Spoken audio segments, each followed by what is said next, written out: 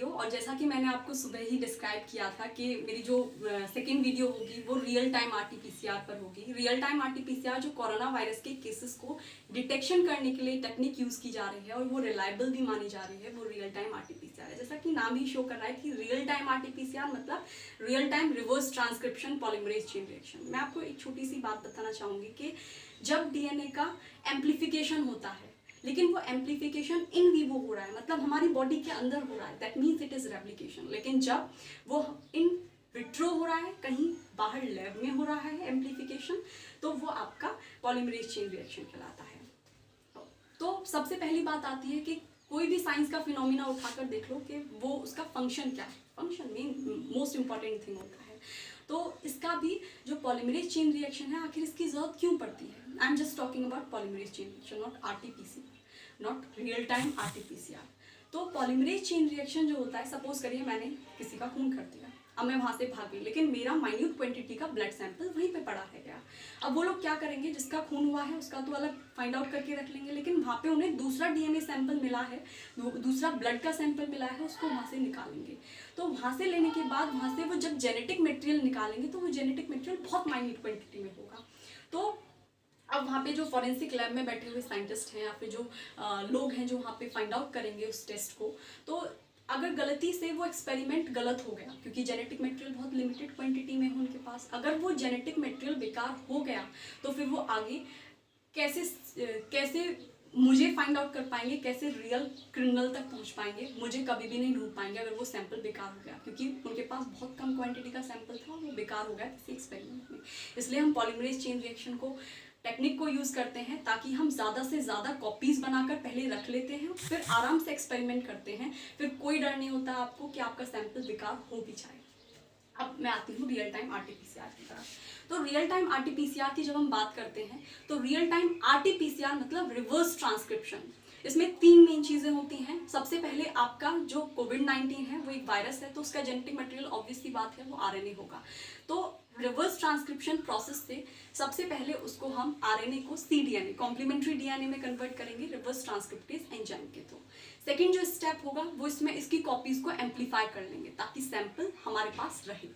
तीसरा चीज़ जो हमें फ्लोरेसेंस रेडिएशन या फिर जो हमारा जीन ऑफ इंटरेस्ट है, यहाँ पे जीन ऑफ इंटरेस्ट क्या है कि हमें फाइंड आउट करना है कि वहाँ पे फ्लोरेसेंस मतलब जो फ्लोरेसेंस का मतलब होता है विजिबल या इनविजिबल रेडिएशन जो कि उस सैंपल से इमिट होंगी अगर वहाँ पे सीक्वेंस मैच हो गया है, तो वो फ्लोरेसेंस होती है। तीसरा हमारा जीन ऑफ इंटरेस्ट ये होगा। अब इसमें जो हम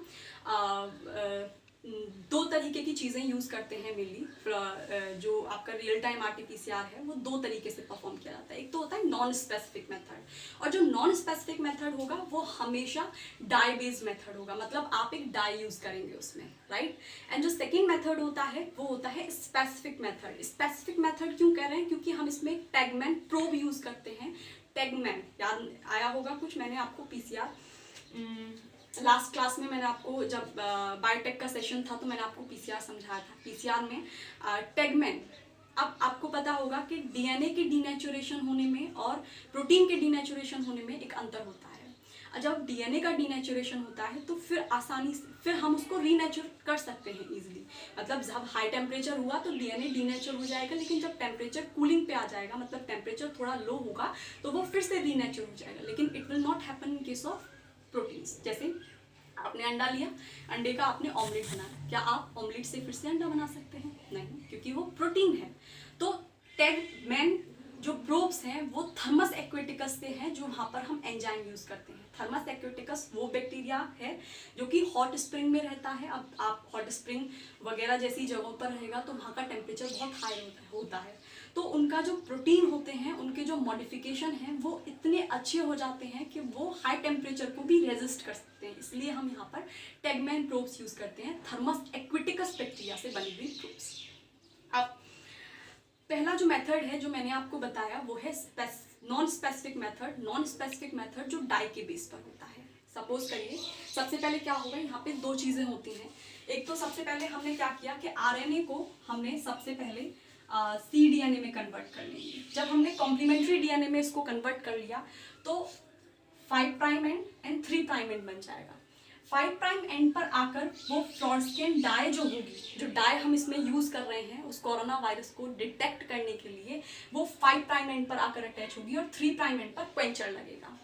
जैसे जैसे ये रीडिंग पढ़ता जाएगा, जैसे जैसे ये रिपोर्टर मॉलिक्यूल का रिएक्शन प्रोसीड होता जाएगा, यहाँ से अगर वो सीक्वेंस, स्पेसिफिक सीक्वेंस जान लिया गया, मतलब वही सीक्वेंस है जो हमें चाहिए, जो कोरोना वायरस के सीक्वेंस है, अगर ये वही है तो यहाँ पर क्या होगा, ये डाई फ्लोरेस्केंस प्रोड्यूस करना शुरू कर देगा, यानी विजिबल या इनविजिबल रेडिएशन प्रोड्यूस करना स्टार्ट कर देगा, राइट। तो दिस वाज द प्रोसीजर। अब यहाँ पर एक और चीज़ है कि आपका यहाँ पर एक स्पेसिफिक तरीके की डाई यूज होती है जिसको हम SYBR ग्रीन डाई कहते हैं। SYBR ग्रीन डाई ही क्यों? क्योंकि जो SYBR ग्रीन डाई है वो ऐसी डाई है जो कि जो हमने ये कॉम्प्लीमेंट्री डीएनए बनाया है, इस कॉम्प्लीमेंट्री डीएनए के माइनर ग्रुप पे जाके अटैच होती है और माइनर ग्रुप पे अटैच होने के बाद वहाँ से फ्लोरेस्केंस रिलीज करती है। तो इसलिए ज़रूरत पड़ी थी, क्योंकि ये डाई जो है वो तभी वर्क करेगी जब हम आरएनए को cDNA में कन्वर्ट कर लेंगे, इसलिए हमें रिवर्स ट्रांसक्रिप्शन प्रोसेस को यहाँ डालने की जरूरत पड़ी थी, क्योंकि RNA is somewhere less stable as compare to DNA, right. और दूसरा रीजन ये, क्योंकि जो फ्लोरेस्केंट डाई होगी वो हमेशा डीएनए के माइनर ग्रुप पे जाके अटैच होगी, डीएनए के माइनर ग्रुप पे जाके अटैच होगी, दैट मीन्स हमें आरएनए को we should convert it into cDNA, okay. अब एक और चीज़ आती है कि हम इथिडियम डाइब्रोमाइड क्यों नहीं यूज़ कर सकते, क्योंकि वो भी वैसे ही इफेक्ट शो करती है जैसे SYBR ग्रीन डाई शो करती है। वो उसका एक रीज़न है, क्योंकि जैसे हम इथिडियम डाइब्रोमाइड को यहाँ पे 5 प्राइम एंड पे लगाएंगे, 3rd प्राइम एंड पे क्वेंचर लगाएंगे, तो जैसे जैसे रिएक्शन प्रोसीड होगा तो वो कार्सिनोजेनिक इफेक्ट प्रोड्यूस करती है, मतलब ऐसी रेडिएशन भी प्रोड्यूस करने लगेगी जिससे आपको कैंसर हो सकता है, इसलिए आप इथिडियम डाइब्रोमाइड को यूज़ नहीं करेंगे। स्पेसिफिक मेथड होता है, दूसरा मेथड जो हम बात करते हैं वो होता है स्पेसिफिक मेथड। स्पेसिफिक मेथड हमेशा टैगमैन प्रोब से होगा। ऐसा नहीं टैगमैन प्रोब्स ही आप यूज़ करें, उसके लिए बहुत सारी प्रोब्स अवेलेबल हैं, अलग अलग कंपनी अलग अलग प्रोब्स बनाती हैं भाई।